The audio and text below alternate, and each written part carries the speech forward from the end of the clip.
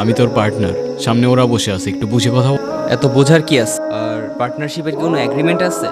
তোরে আমি ধান্দায় ঢুকাইছি ভাই হিসাব, তুই তোর জায়গাটা একটু বোঝার চেষ্টা কর। মানে বুঝলাম না তো আমি, হ্যাঁ?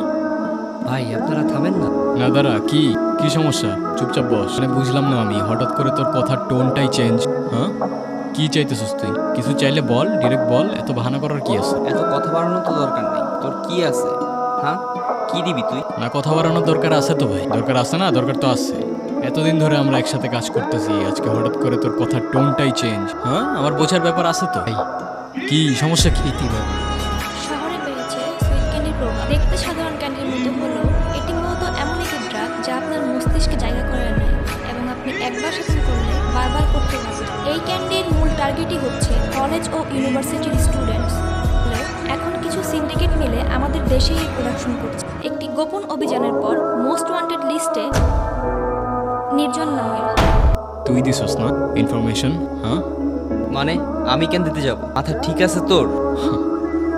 জবান লুকায় তো লাভ নেই রে ভাই, তোর চোখ সত্যি বলে দিতেছ। শোন, নিজেদের মাঝে ঝামেলা করে লাভ নেই। তুই কিছুদিনের জন্য আন্ডারগ্রাউন্ড হয়ে যা। ও আচ্ছা, তাইলে এই প্ল্যান? কিসের প্ল্যান? সেই দিন তোর ওই টেক্স ঝামেলা করতে পারে, তুই কেমনে জানলি? আগে তো কখনো করে নাই। আর আজকে নিউজে ফটো শুধু আমার, আন্ডারগ্রাউন্ড হইতে হবে আমার, সব কিছুতে শুধু আমি আর আমি। তুই কই ভাই? আমি তো আর তোর মতো ধরা খাই। ওরা খাই নাই, খাওয়ানো হয়েছে পিছের চাকু।